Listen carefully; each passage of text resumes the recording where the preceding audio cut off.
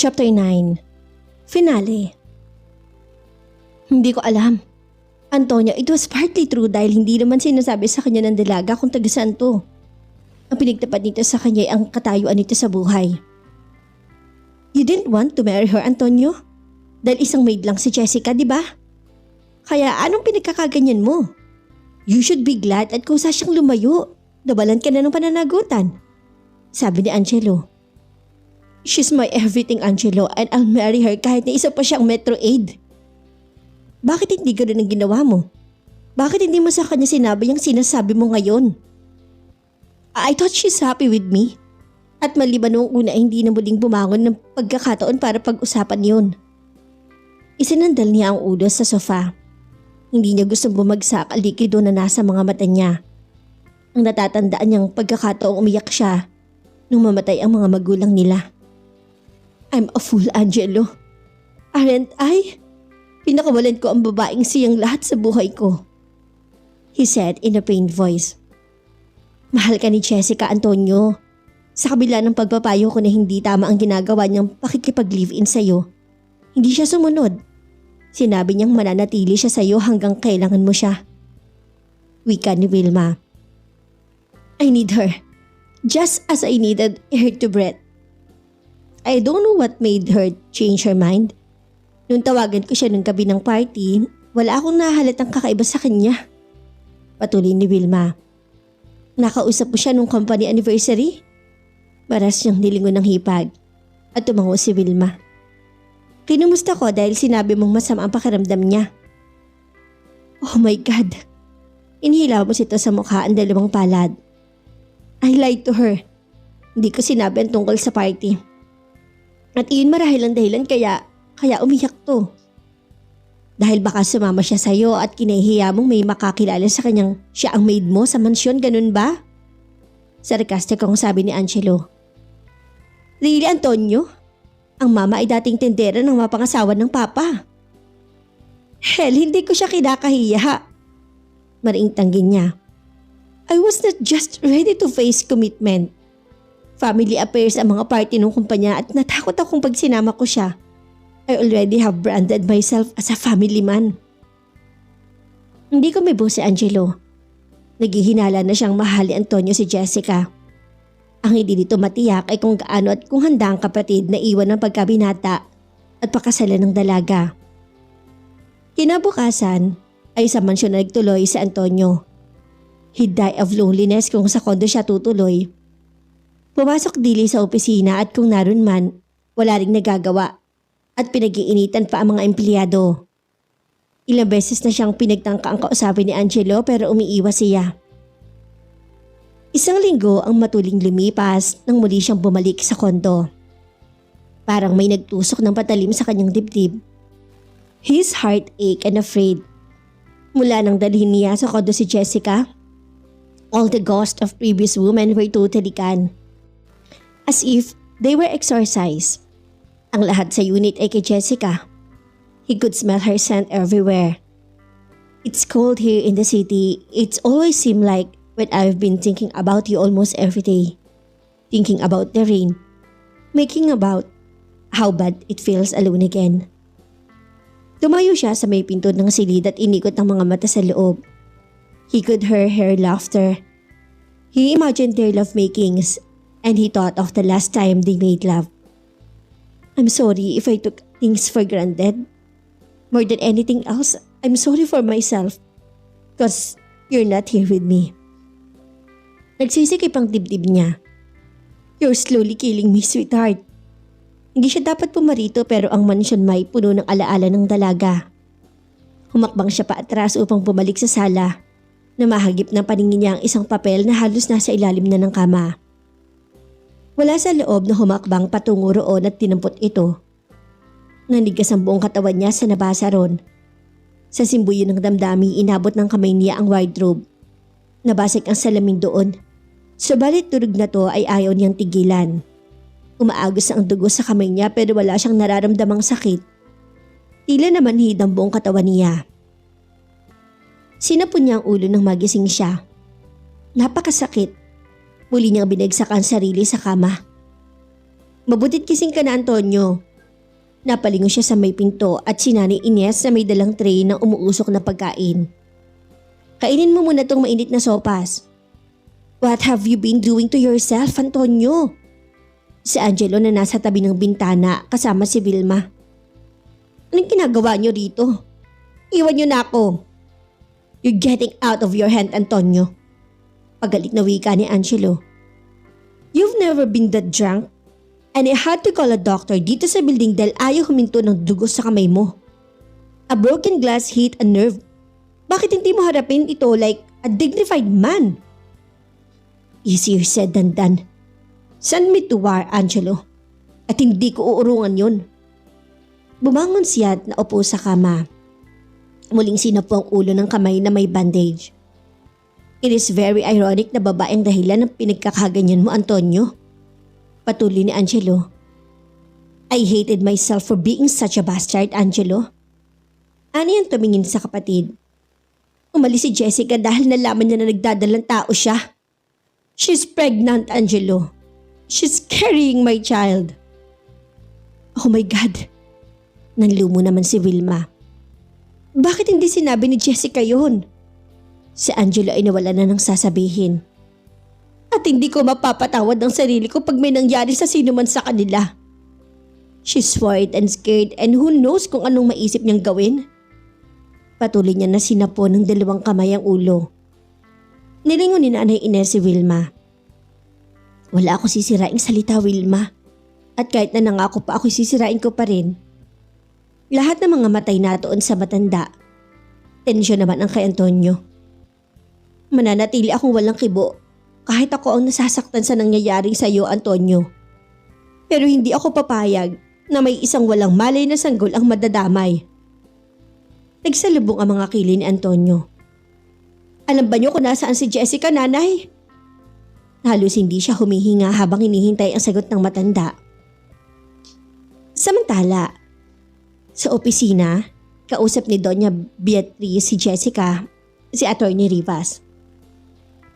Mamaya ng 2:00 ang flight namin ng apo ko patungong Amerika, Attorney. At kung anong napag-usapan sa board meeting kahapon, yun ang gusto ko mangyari. Anong Doña? Alam na ng mami ang gagawin niya, Attorney Rivas. Si Jessica natipid ng ngumiti at ibinigay niya sa mami niya ang special power of attorney on her behalf. Mabuti naman at nagkasundo na kayo mag-ina, Jessica. Napatunayan mo ring hindi oportunistang tao si Alan, anang abogado.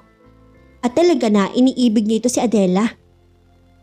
Ako man, iha, sa haba ng panahon ngayon ko lang lubos na nakilala ang mami mo. Sa buong panahong pinagsamahan nila ni Rodolfo, naniwala akong pera lang ng anak ko ang dahilan kaya siya nagpakasal dito.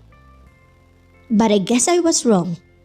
She gave up all this wealth na hindi man diretsong sa kanya, pinakinabangan at mapapakinabangan naman niya kung mananatili siyang byuda.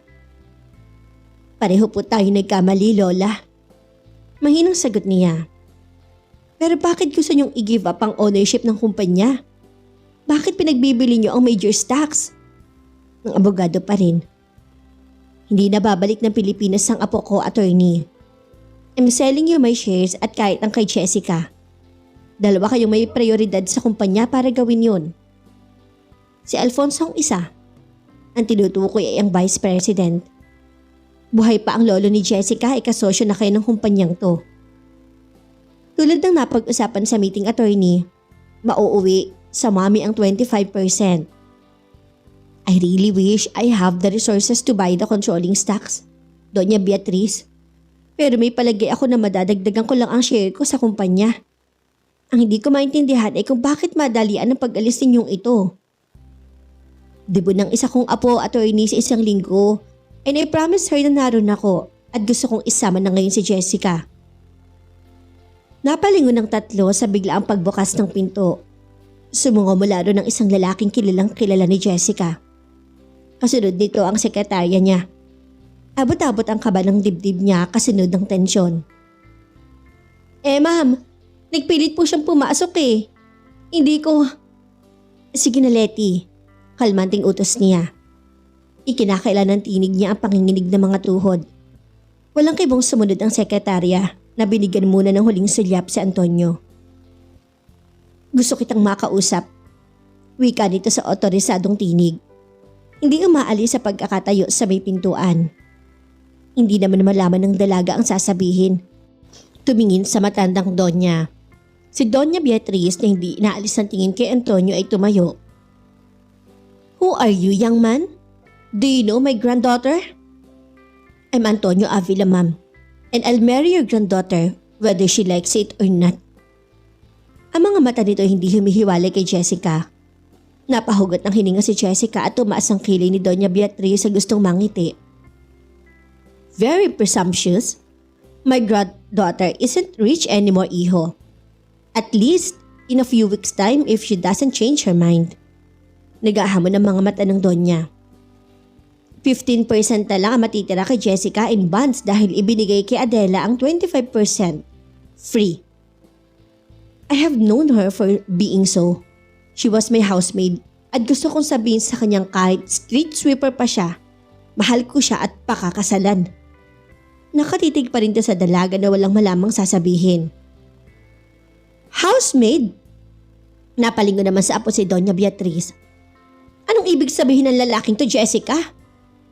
Nagkibit ng balikat ang dalaga. Sinikap na maging casual. Not really very original, Lola. Ginaya ko yung isang pelikula ni Eddie Murphy, isang prinsipe na nagpunta sa Amerika at pumasok na katulong sa isang burger house.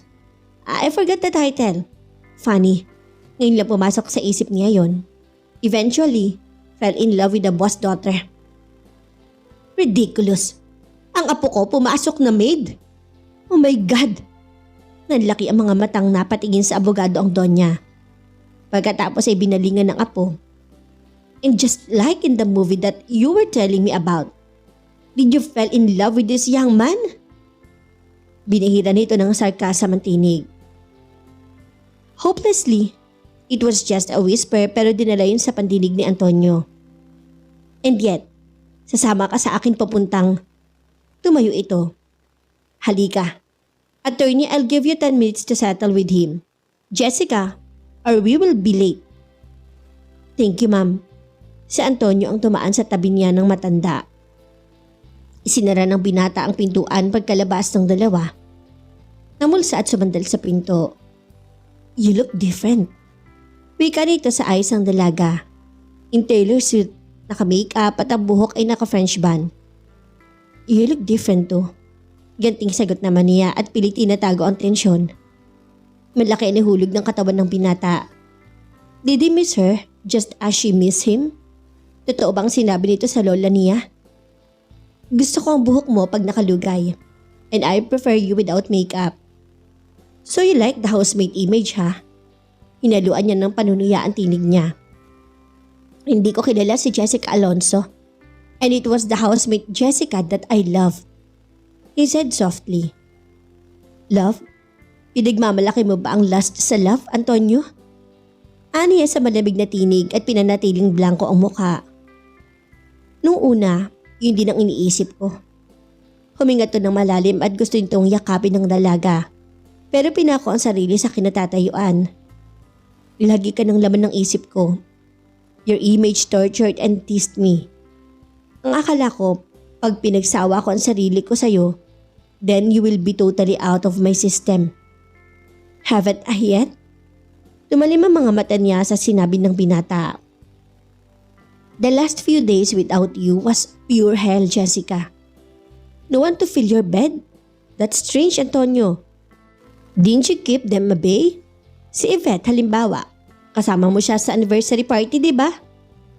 Bumangon ang galit sa dibdib niya sa alaalang yon. I lied, yes, and I'm very sorry. But I went alone at hindi ko kasama si Yvette. Isa sa mga invited guest ang nagsama sa kanya. You can ask Wilma about it. Paliwanag ng binata. Bahagya naman siya nakadama ng relief pero hindi pa rin nagpahalata. Well, what does it matter anyway? Malaya kang gawin ang gusto mong gawin sa ibang babae. Anong gusto mong gawin ko para mahalin mo ulit ako, Jessica? May agony, pain and insecurity sa tinig nito. Napahawak naman na mahigpit sa armrest ng dalaga. Nalito, I haven't stopped loving you. Halos hindi ilabas ng bibig niya yon. Then come back with me, sweetheart. Nakikiusap ang tinig nito. I can't. Mamaya na ang flight namin ng lola pabalik ng Amerika. Doon naningkit ang mga mata ni Antonio. No, over my dead body. Nagulat naman si Jessica doon. Minsan man ay hindi pa niya nakitang nagalit si Antonio tulad ng nakikita niya sa mukha nito ngayon. Kung ano man ang dahilan, pinarurusahan mo ako ng ganito. Nakahanda akong tanggapin, Jessica. I probably deserve it. But I'll be damned if I will let you leave me again. Hindi dahil sa hindi kita kayang sundan sa Amerika. I'll follow you to the end of the earth. Pero hindi mo ilalayo kayong mag-ina sa akin. Huwag mong idamay ang anak natin. Lumambot ang tinig nito sa huling sinabi. So alam na ni Antonio na nagdadalang tao siya. I love you, Jessica. Patuloy ni Antonio sa pananatili niyang walang kibo.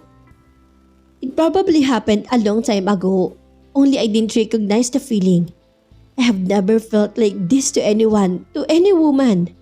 And it scared a hell out of me. Sinasabi mo ba sa akin yan dahil ako si Jessica Alonso? Hell, I love you dahil ikaw si Jessica. My pretty maid who cannot cook even an egg. My arrogant little witch. My uncomplaining little Jessica who told me she loved me and would stand by me as long as I need her. And I need your love.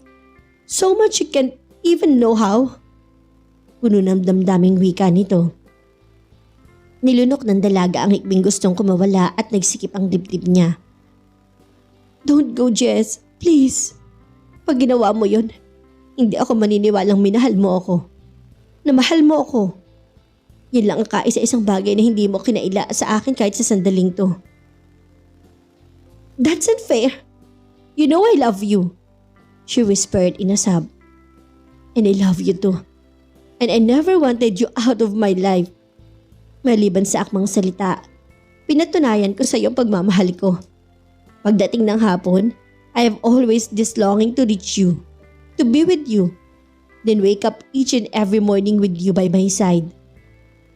Humakbang to patungo sa kanya habang nagsasalita. Umiiyak na siya nang hawakan siya ni Antonio sa magkabilang balikat at itayo. Many times I have watched you sleep and my heart runneth over with love. Kung hindi pag-ibig yun, then tell me how, darling, at gagawin ko. Isinubsob ng dalaga ang mukha sa dibdib ni Antonio. Hindi ko gustong umalis, pero natatakot akong ipagtabuyan mo pag nalaman mo nagdadalang tao ako. Sunod-sunod naman ang pag-iyak niya. I know you wanted me, but with a child, hindi ako nakakatiyak. Hindi ako nakakasiguro kung hanggang kailangan mo ako kailangan at ayokong madamay ang anak ko. Oh love, hinag ka nito ang ibabaw ng ulo niya. I'll never stop wanting you, needing you and loving you. Itinaas ito ang mukha niya at pinahid ng thumb finger nito ang mga luha niya. Kung sasama ako sa iyo, saan tayo uuwi? Naroon pa rin ang insecurity sa tinig niya. Umaliwalas naman ang mukha ni Antonio. Sa mansyon, Mrs. Antonio Avila. Mag-isang umuwi ng Amerika si Doña Beatriz upang daluhan ang debu ng isang apo. Subalit, muli rin nagbalik ng Pilipinas upang saksihan naman ang kasal ng paboritong apo. It was a December wedding for Antonio and Jessica. Sumama ang mag-asawa pabalik ng Amerika para sa kanilang honeymoon. I love you, Jessica Avila. Bulong ni Antonio na nakahiga sa makapal na carpet at nakauna sa kandungan ng asawa. I'll keep on telling you that sa susunod na 50 taon ng buhay natin. Ngumiti si Jessica habang sinusundan ng marahan ng awiti ni John Denver. Nasa mga mata niya ang reflection ng apoy sa fireplace. Masuyong hinawi ni Antonio ang sweater at hinagka ng tiyan niya. I won't change overnight, sweetheart. I might steal a glance over some pretty woman, but I promise. Iniligay ni Jessica ang daliri sa bibig ng asawa. Shh! I don't want to change you, darling. I would not have loved you kung hindi ikaw yan. She answered softly, eyes glowing with love. Inabot ni Antonio ang lieg ng asawa at banayad na hinagkan. Come, let me love you again. Bulong nito. Wakas. At dito na po nagtatapos ang kwento ng pag-ibig ni na Antonio at Jessica. Nawa kayo nag-enjoy at na-in love. Samahan niyo po ako muli sa mga susunod pang nakaka-inspire at nakakakilig na mga kwento ng pag-ibig na aking ibabahagi. Maraming salamat po. Hanggang sa muli. God bless us all.